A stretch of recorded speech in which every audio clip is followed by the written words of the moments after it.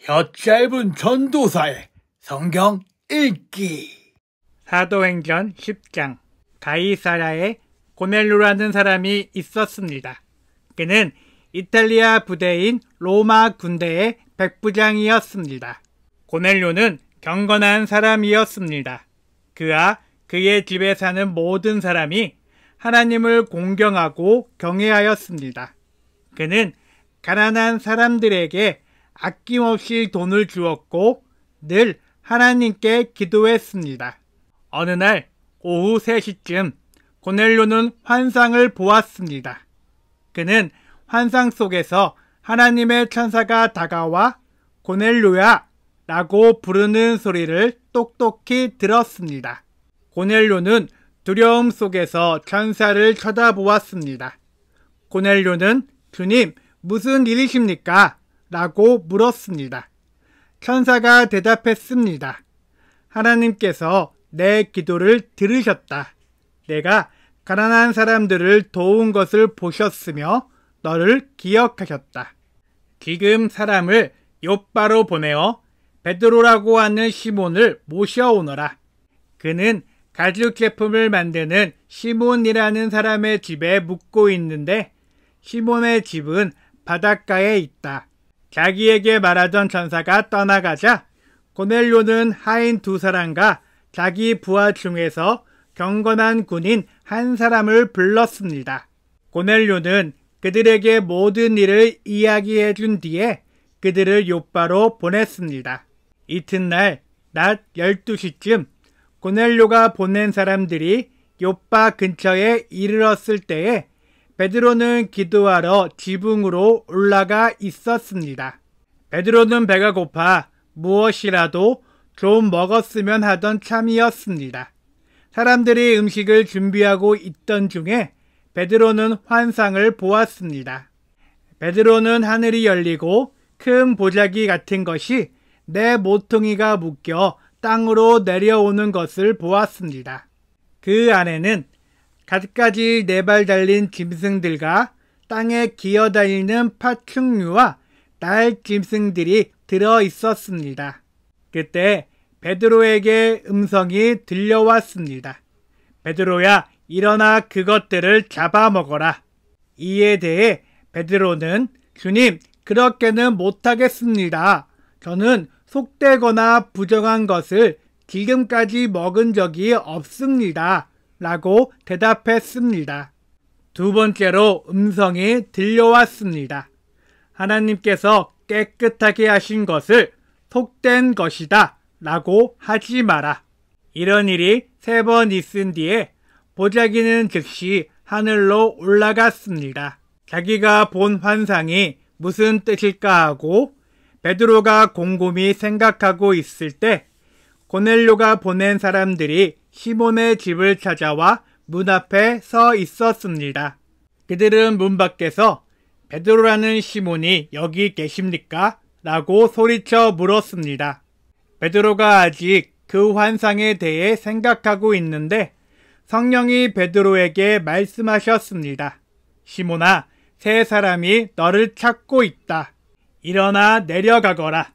그들은 내가 보낸 사람들이니 주저하지 말고 그들을 따라가거라. 베드로가 그 사람들이 있는 곳으로 내려가 말했습니다. 내가 그대들이 찾는 사람입니다. 무슨 일로 오셨습니까?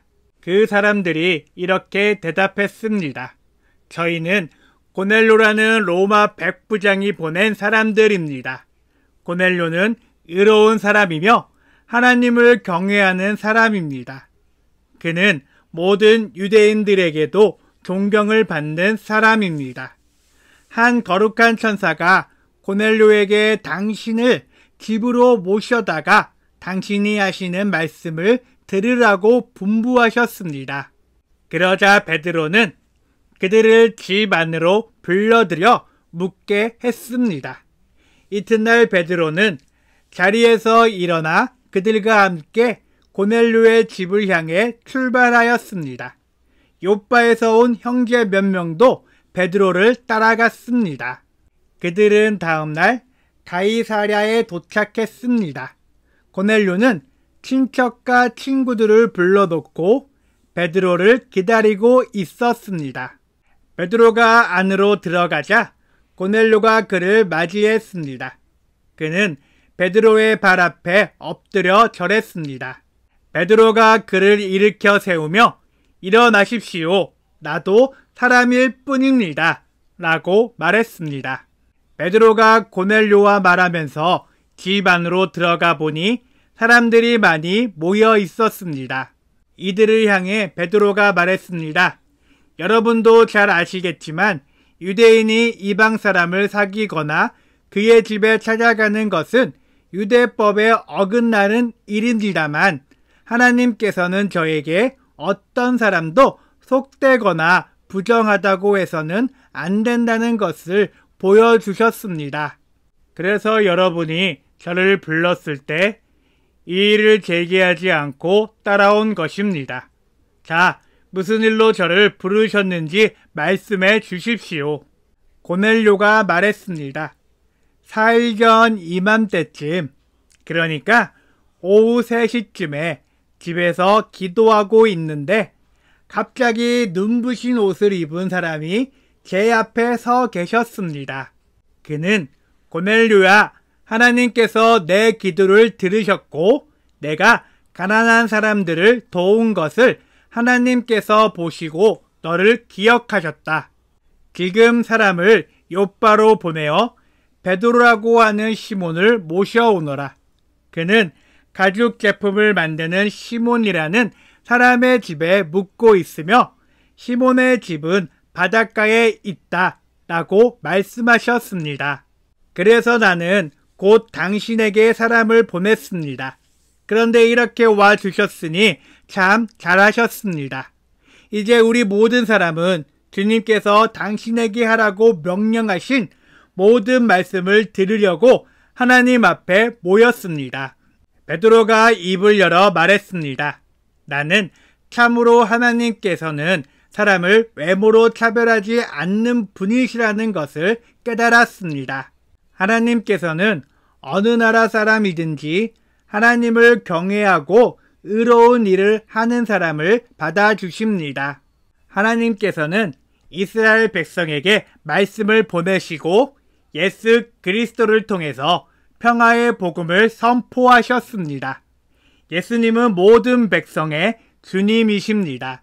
여러분은 요한이 세례에 관해 설교한 이후 갈릴리에서 시작하여 온 유대 땅에 걸쳐 발생한 큰 사건을 아실 것입니다.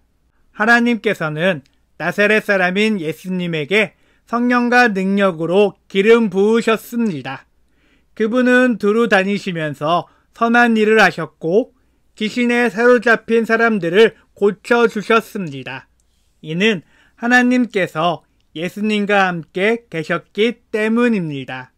우리는 예수님께서 유다와 예루살렘에서 하신 모든 일을 목격한 증인입니다. 사람들은 예수님을 나무에 매달아 죽였지만 3일째 되는 날에 하나님께서는 이 예수님을 죽은 자 가운데서 다시 살리셔서 사람들 앞에 나타나게 하셨습니다. 그러나 예수님께서 모든 사람들에게 나타나신 것이 아니라 하나님께서 이미 증인으로 택하신 우리들에게만 보이셨습니다. 우리는 예수님께서 죽으셨다가 다시 살아나신 뒤에 그분과 함께 먹고 마셨습니다. 예수님께서는 우리에게 명하시기를 하나님께서 이 예수님을 살아있는 사람과 죽은 사람의 심판자로 세우셨다는 것을 사람들에게 전파하고 증언하라고 하셨습니다. 모든 예언자들도 예수님을 믿는 사람은 다 그분의 이름으로 죄를 용서받는다고 증언했습니다. 베드로가 이런 말을 하고 있을 때 말씀을 듣고 있던 모든 사람들 위에 성령께서 내려오셨습니다. 베드로와 함께 온 할례 받은 신자들은 하나님께서 선물로 주신 성령을 이방 사람들에게까지 부어주시는 것을 보고 깜짝 놀랐습니다. 이방인들이 방언을 말하고 하나님을 찬양하는 것을 그들이 들었기 때문입니다. 그때 베드로가 말했습니다. 이 사람들이 우리와 마찬가지로 성령을 받았으니 이들에게 물로 세례를 주는 것을 누군들 막을 수 있겠습니까? 베드로는 그들에게 예수 그리스도의 이름으로 세례를 받으라고 명하였습니다. 그때 그들은 베드로에게 자기들과 함께 며칠 더 머물다 가라고 부탁했습니다. 아멘.